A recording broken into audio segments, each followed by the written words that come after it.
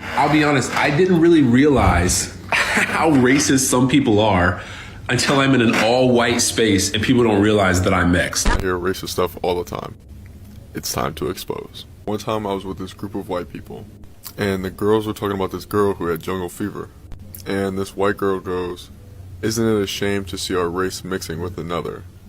What's going to happen to our white purity?" About the time that a hate group was started at my high school called the NHRA. I'll let you guys try and guess what that stood for. And my friends were curious as to why I was completely pissed off because I'm not full black. I am Mexican, full-blooded. And one time I was dating this guy, and his grandpa just moved to a different house. And he said, "Yeah, you grew up over here." And I'm like, "Oh, did you?" He's like, "Yeah, it's really different now." I'm like, "How so?" He's like, "Well, a lot of Mexicans and blacks live over here now." I grew up in an extremely racist part of Louisiana. For instance, when I was in beauty school, going to one of my friend's house, and her mom asking me, like, "Does it gross you out to touch N-word's hair?" I was at a pool party one time and this guy asked me, "What are you?" And I was like, "Well, I'm mixed." And he asked me with what? And I was like, "Black and white." And he was like, "So you're a half N-word." Then he like turned to his wife and his whole family and was like, "Guys, guess what? Cole's a half N-word." And like everybody's laughing. In this video, these young white teenagers share what their parents tell them about black people in this video.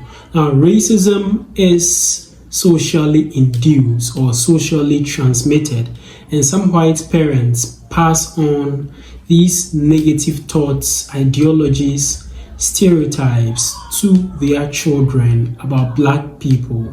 So let's watch this video as these young white teenagers share with us some of the stereotypes and indoctrination that their parents give to them about black people. Then we'll come back here and discuss further about it. But before we watch the videos, if you haven't yet liked this video, kindly like the video and also subscribe to the channel.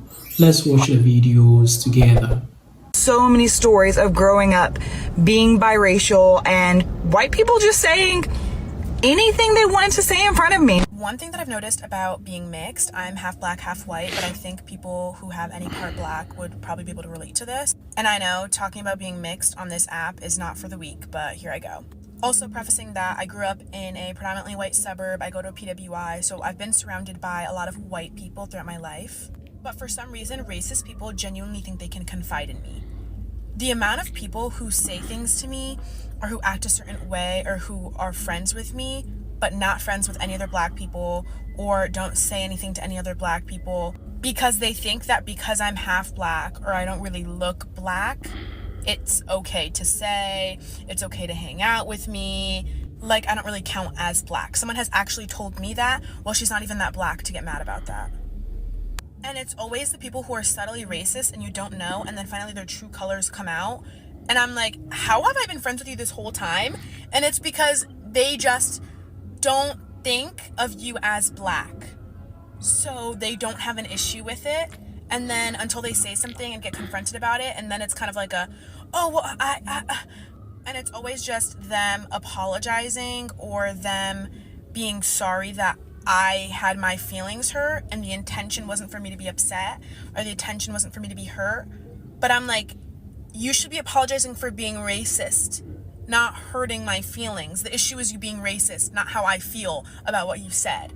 I don't know if any other mixed people can relate to this, but I just feel like the racist people think they can confide in me, and it's disgusting. But honestly, I can catch them all. So if you wanted to put your friend up to the test or you wanted to see if someone was racist, send them my way because eventually it's going to come out. There's another time where I was at a party and the only other black person there left early. Right after he left, one of the white dudes there proceeded to say the N-word. Not even in a song or anything, just said it out loud. When I confronted him about it, he said, "What? He's not here anymore." Little did he know that I'm a double agent. Right now I look mixed as because my hair is done, but normally pretty already white passing. If you worked in film before, you know like 11 hours is a normal fucking day.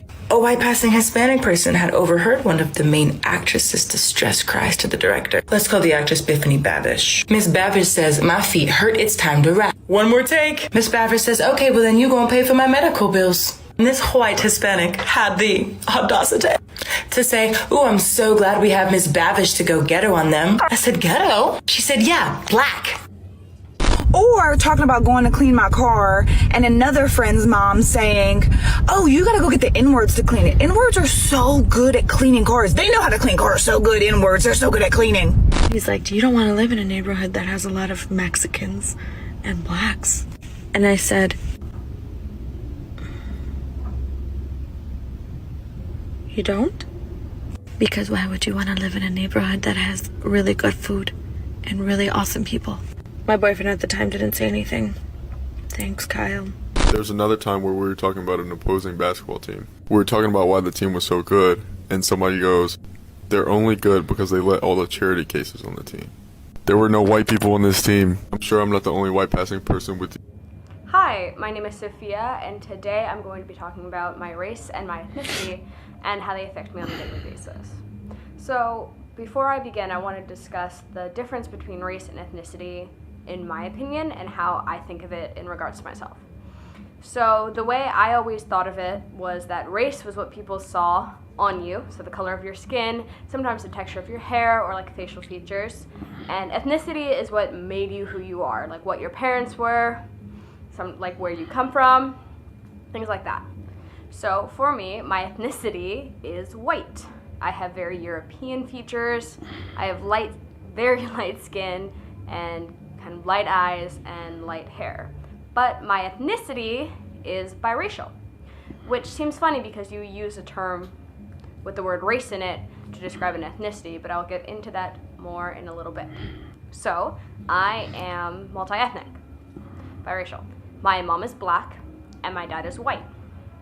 And the reason I say biracial when describing my race is because my mom is black and American and came to America through slavery many, many years ago. We don't really know where our family is from on her end. So I can't say I'm white and from Niger, or I can't say I'm white and Caribbean, or white and Brazilian, or white and African even, because we just don't know, and there aren't that many records documenting where we came from. So for me, the way I describe myself is biracial, white, and black. Now, for some, it may seem kind of odd. Maybe you know other white and black kids who don't look like me and have more like mixed looking features. I don't know why I'm as light as I am. It just kind of happened. But nonetheless, I am still a person of color. Now that can get confusing because when a lot of people think person of color, they think skin color. And that's, the way I see it, that's just not correct. Because being a person of color, in my mind, means you are not white. And I am not fully white, half white.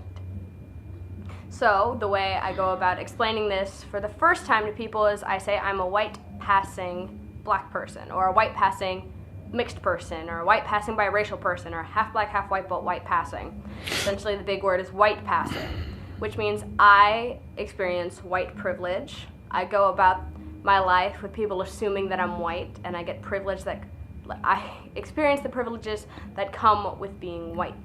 For example, I am more likely to get a job if I say I'm white and not white and black. I'm less likely to be harassed because of my race, and I'm less likely to be treated differently because of my race with people who don't know me. So I kind of wear what my mom calls the complexion for the protection, which is interesting to me because I don't look like my siblings. My sister's very dark, and my brother looks mixed, but kind of still looks less passing than I do. So I go about my life with this disconnect from my ethnicity and my racial makeup because I don't look like what I am, and a huge part of being black is being connected, and a huge part of being part of any race is being connected with the people of your race. And that can be difficult because a lot of people don't understand why it matters to me. that I am half black and half white when I do receive white privilege. And a lot of people don't understand why they should care and consider me a person of color when I look the way I do.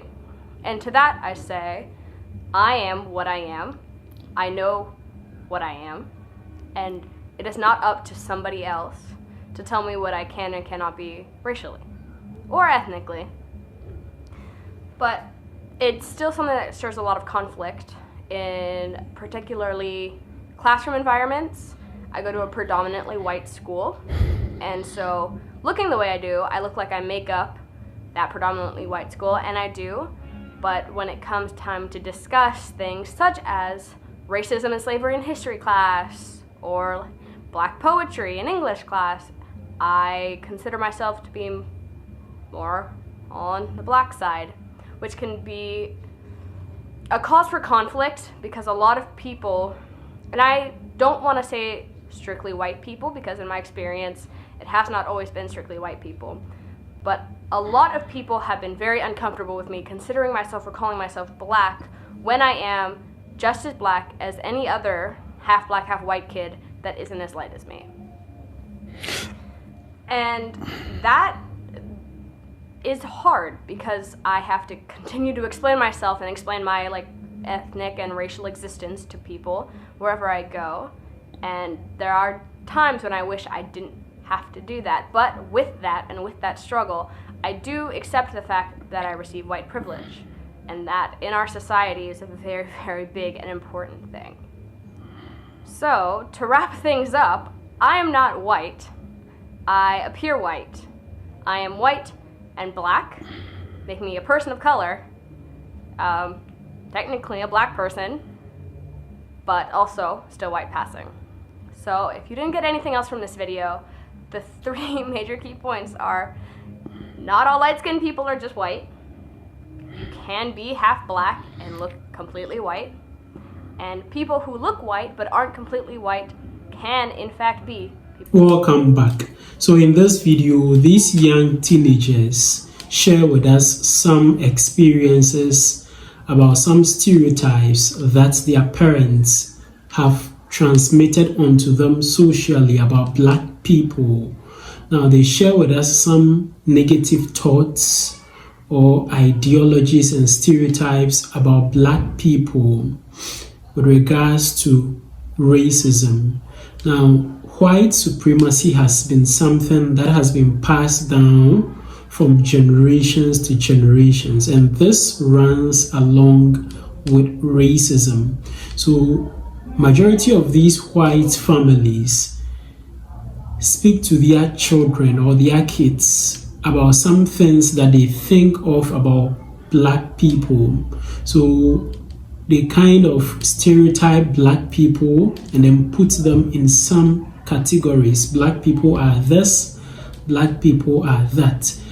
So these kids grow up thinking that it is true that black people are of this nature or of this nature without even finding out for themselves. Some of these kids, when they grow up to find out from black people, that is, they live among black people or go to school with black kids and get to find out that what their parents told them about black people is different from what they are experiencing with black people, that is when they get to realize that their parents have indoctrinated them about some stereotypes about black people, which necessarily may not be true.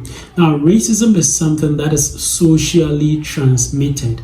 It is transmitted by parents either consciously or even sometimes unconsciously. Parents do transmit some stereotypes about black people to their kids.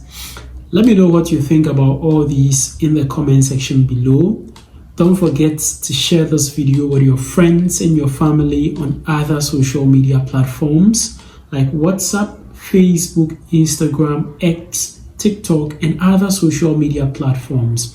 Also, don't forget to subscribe to the channel. Just click the subscribe button down here. Click on the subscribe button. Click as well on the notification bell. And I'd like to see you again in my next video.